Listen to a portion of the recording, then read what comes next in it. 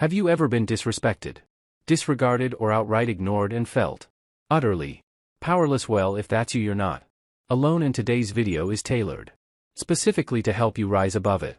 We're diving deep into the teachings of none other than Marcus Aurelius, the Roman emperor who was not just a ruler, but a Stoic philosopher, the man who led legions, also led himself through mindful practices, and his timeless wisdom is more relevant today than ever. So if you've ever felt pushed around, undervalued, or disrespected, don't miss out on these transformative teachings. Equip yourself with the Stoic armor that not even the sharpest words can pierce. Stay tuned, because every lesson, number 1 second of this video, is a step towards reclaiming your peace, your dignity, and your power. Lesson 1: Know thyself, the cornerstone of our journey today is the principle know thyself. It's a phrase with ancient roots credited to various sages and appearing in many philosophical traditions, but today we'll see how it beautifully aligns with Stoic philosophy and why it's paramount for handling disrespect like a true king. As Marcus Aurelius eloquently puts it, your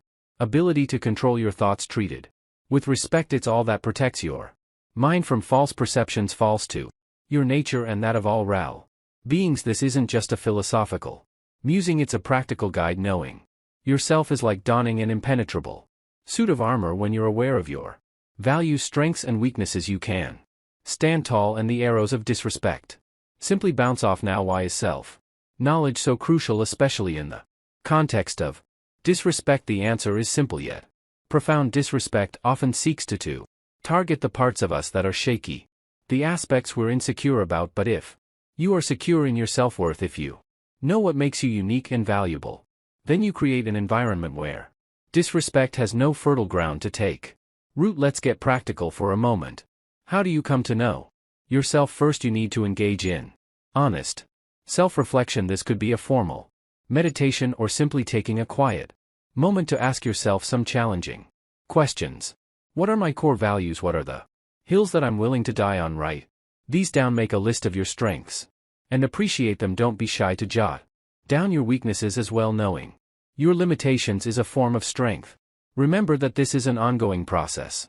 Even kings need to reassess their strategies and resources periodically. Circumstances change and you'll evolve, but your core, the real you, should remain unshaken. This brings us to another critical point: authenticity. The Stoics held that living in line with your true nature is the path to eudaimonia, a form of deep contentment and fulfillment. In conclusion, self-knowledge is more than just a defense against the storms of disrespect. It's your compass, your guiding star. The better you understand who you are and what you stand for, the less impact disrespect will have on you. Know yourself and you'll possess the keys to your own kingdom, a kingdom that no amount of disrespect can ever conquer. Lesson 2: The opinion of others. Lesson number 2 is none of your business. The second lesson on our journey takes a step further from self-knowledge and addresses an aspect that often challenges even the most stoic among us: the opinions of others. In the wise words of Epictetus, we cannot control the impressions others form about us, and the effort to do so only debases our character. Think about it. How much time and emotional energy have you wasted worrying about what someone else thinks of you? If Marcus Aurelius were here, he'd remind you that you're giving away your power when you make someone else's opinion your concern. It's like giving the keys to your inner kingdom to a mere passerby. Why do we give so much weight to the judgments of others, especially when they disrespect us? Part of the reason might stem from social conditioning. We live in a society that often validates us based on external achievements or social approval. However, Stoicism teaches us that this is a path to misery. True validation can only come from within, from living in accordance with your nature and values. Let's get practical here. Next time you find yourself worried about someone else's opinion, stop and ask yourself, why does this matter to me? You'll often find that it doesn't. Not in the grand scheme of things. Understand that when someone disrespects you, it's just an opinion, filtered through their own prejudices, insecurities, and limitations. Their opinion should have no more impact on your emotional state than a leaf falling from a tree. One of the most liberating exercises you can do is to consciously release the hold other people's opinions have over you. Visualize them as physical chains holding you back, and then one by one see Your self-breaking. Free. The Stoics practice mental exercises like these to cultivate inner peace, and so can you remember the end goal is not to be impervious to criticism. Constructive criticism from trusted friends and mentors is valuable. But there's a vast difference between constructive criticism and disrespect. Learning to differentiate between the two will make you not just a wise individual but also an effective leader, whether you're leading an empire or just navigating the realm of your own life. So the next time someone disrespects you, take a deep breath. Remember Epictetus and let it slide right off you like water off a duck's back. The opinion of others, particularly when it's disrespectful, is none of your business, nor should it be. Lesson 3. Control what you can. If 3. Ignore the rest. Our third lesson today brings us to the heart of Stoic wisdom, focusing only on what we can control and letting go of the rest. In the words of Epictetus, we cannot choose our external circumstances, but we can always choose how we respond to them. Picture this: someone disrespects you either with words or actions. It's tempting to react, to let anger or frustration take control, but here's the Stoic twist: while you cannot control someone else's actions or words, you have full control over your own response. Marcus Aurelius would say that your mind turns into what it turns towards. Focus on disrespect and negativity, and you become a breeding ground for those very things. Understanding what is within your control and what is not empowers you to maintain your composure. It's like being the eye of the storm. While chaos may swirl around you, your core remains undisturbed. But how do you apply this? Lesson number 3. Practically start by identifying what elements of the situation you can control. Can you control what the other person said or did? No. Can you control your interpretation, your emotional reaction, and your subsequent actions? Absolutely yes. Once you've identified what you can control, focus on that. Put your energy there. Let everything else go. Think of it like a garden. You can't control the weather or the soil quality, but you can water your plants, pull the weeds, and take proactive steps to create a healthier environment in life. Nurture the variables you can control and let go of the rest. By implementing this principle, you're not only handling disrespect like a king, you're living like a Stoic philosopher. You're rising above the noise and disturbances of external events and maintaining a state of inner tranquility, and in this tranquil state, disrespect has no room to thrive. So remember, the next time you find yourself disrespected or otherwise disturbed, take a step back. Breathe. Ask yourself, what aspects of this situation are within my control? Then focus all your energy there and let the rest go. You'll find that most of the time disrespect is just noise, a distraction from the royal path of self-mastery and inner peace you're walking. Lesson number 4.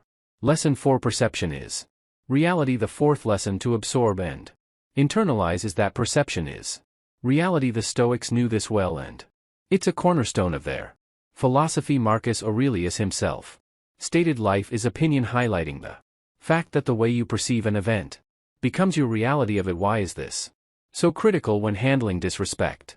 Because disrespect often hinges on the story you tell yourself about the event.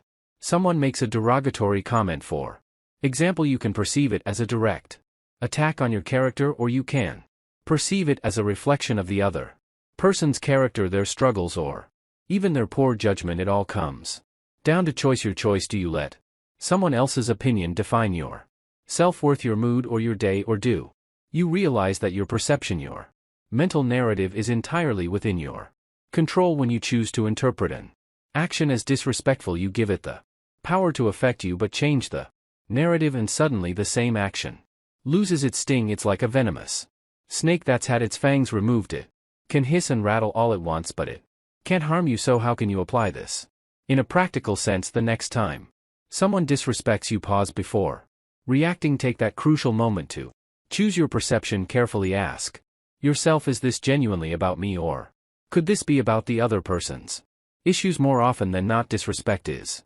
less a commentary on your shortcomings and more an expression of the other person's. You can even take it a step further and flip the narrative completely. Instead of feeling attacked or demeaned, see it as an opportunity. Use it as a mirror to reflect on yourself, not to identify flaws but to affirm your values, your self-worth, and your resilience. Disrespect, when perceived as a challenge rather than a threat, can become a stepping stone rather than a stumbling Block Lesson 5. Your mind is your lesson number 5.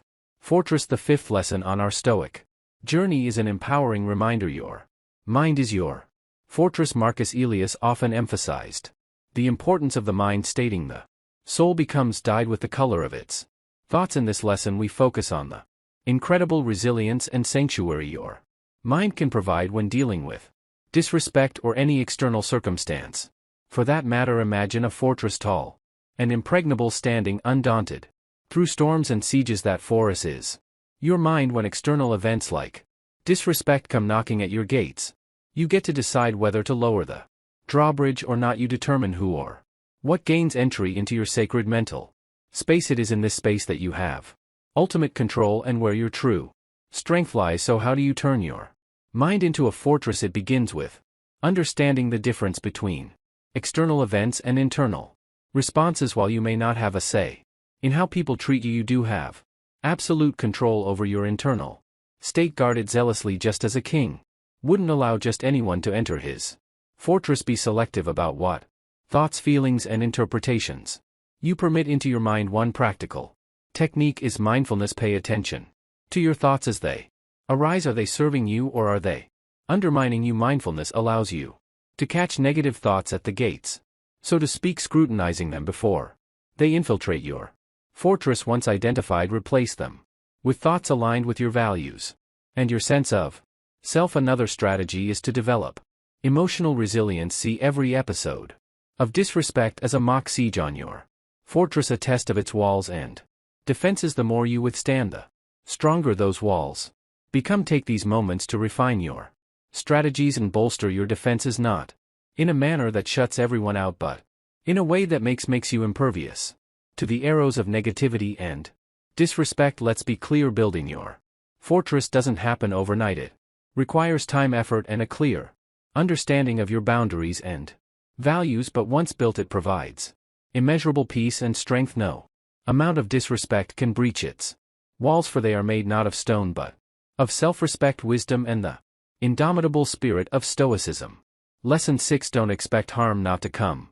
Lesson number 6. From harmful people. Our sixth lesson veers us into the realm of expectations, specifically expectations of others. Marcus Aurelius keenly observed, if you are pained by any external thing, it is not this thing that disturbs you but your own judgment about it, and it is in your power to wipe out this judgment. Now, to put it plainly, if you're surprised that a harmful person has harmed you, the fault doesn't lie in their actions but in your expectations. Now, this isn't victim blaming, rather it's a wake-up call to manage your expectations realistically. Let's say you're dealing with someone who has a history of being disrespectful or harmful. Each time they act true to form, you feel hurt, as if you expected a different outcome. This is where our lesson comes in handy. Stop expecting harmful people not to cause harm. It's their nature, and just as you wouldn't blame a scorpion for stinging, there's little point in feeling personally victimized by someone acting in accordance with their character. By not having unrealistic expectations, you protect yourself from unnecessary emotional turmoil. It's a preventative measure, like building an extra layer of walls around your fortress. Knowing what to expect allows you to strategize to keep a safe emotional distance and to navigate interactions with your eyes wide open. On a practical level, once you identify someone as being harmful or disrespectful, adjust your expectations and your level of engagement accordingly. You can still be polite, maintain your dignity, and keep your composure without opening yourself up to harm. This is not about judging or condemning them, it's about making a wise choice for your own emotional and mental well-being. Another layer to this lesson is cultivating compassion. Realize that harmful people are often acting out of their own pain, insecurity, or ignorance. While this doesn't excuse their behavior, it does provide a context that can help dissipate your anger or resentment, and when you're not bound by these negative emotions, you're free to live your life on your own terms. So the next time you encounter a harmful individual, don't be surprised when they act according to their nature. Remember Marcus Aurelius and adjust your expectations. Make the smart choice for your own well-being, knowing that you're practicing Stoicism in its most pragmatic. Lesson number 7. Form. Lesson 7. Retaliation is a chain. Compassion is Freedom. As we move on to the 7th lesson, we shift our focus to the crossroads of response, retaliation, or compassion. Seneca's words come to mind. The greatest remedy for anger is delay. When disrespected or harmed, our natural instinct might be to retaliate, to even the score, but Stoicism encourages us to rise above this impulse, teaching us that retaliation is a chain, while compassion is freedom. Think about it. What does retaliating actually achieve? At best, it may give a momentary sense of satisfaction, a feeling of justice served. But let's look deeper. Retaliation perpetuates a cycle of harm, a chain that binds both parties in an endless loop of negativity. Every act of revenge invites a counteract, creating a chain that's difficult to break, and as long as you're part of that chain, you're bound by it. You're not free. On the flip side, there's compassion. Choosing compassion doesn't mean you're excusing disrespectful behavior or letting people walk all over you. What it does mean is that you're breaking free from the instinctive, often destructive patterns of human behavior. You're choosing a higher path, one that leads to emotional and mental freedom.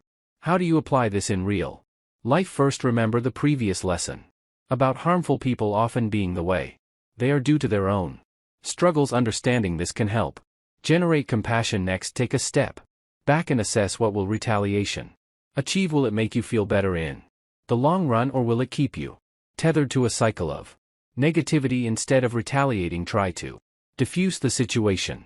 Speak calmly and assertively without animosity. Choose your battles wisely. Not every act of disrespect warrants a reaction. Sometimes the most potent response is no response at all. By choosing compassion, you create an environment where both parties can potentially grow. Maybe your compassion will serve as a mirror, prompting the other person to reflect on their actions.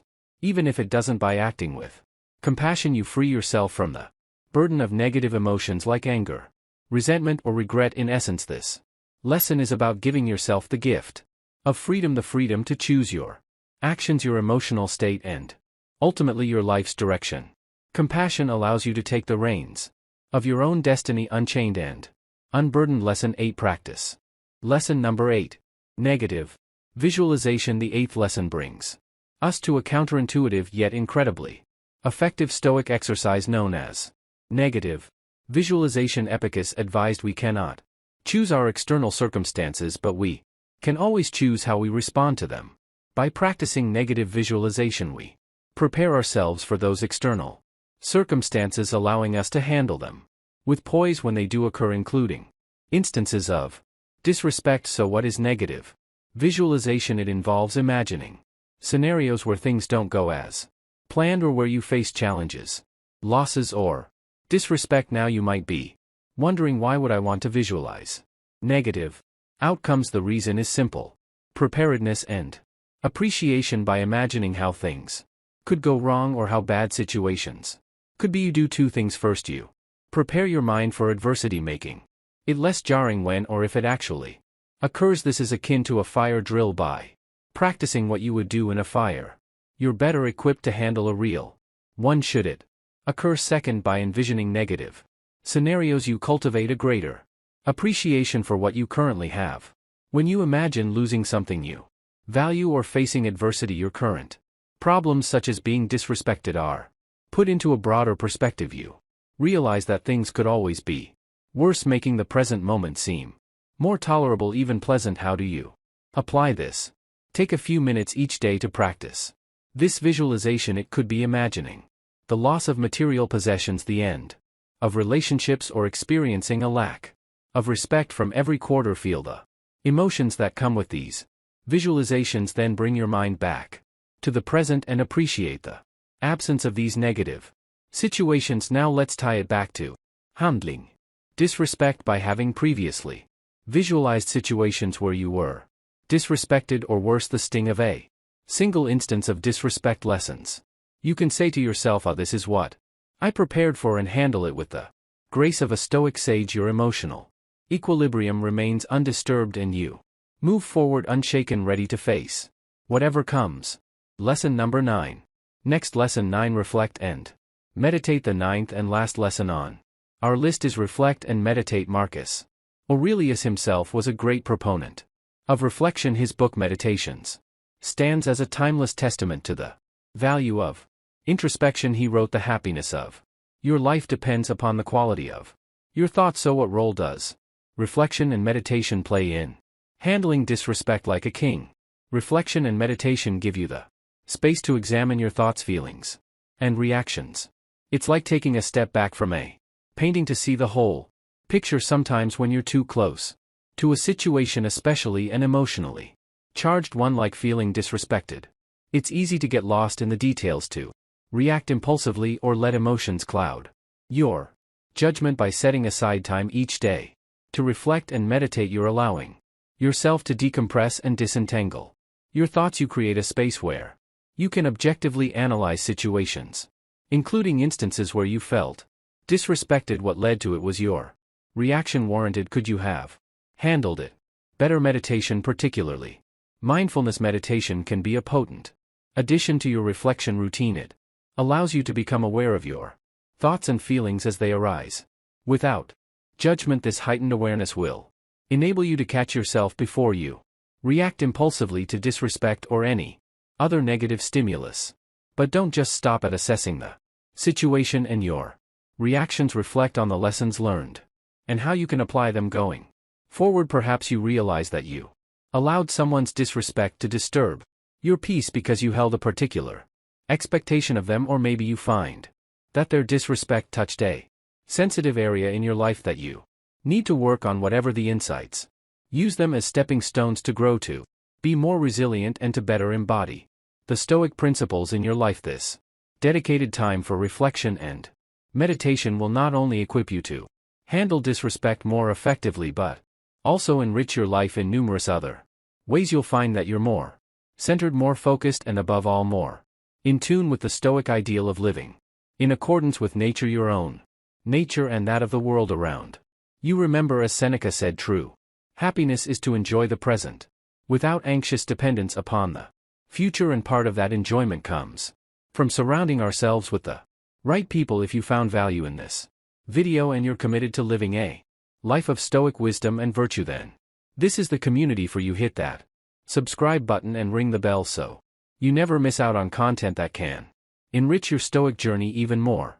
Share your experiences and thoughts in the comments below. Let's grow this Stoic community where we learn from and support each other. Until next time, stay wise and stay virtuous.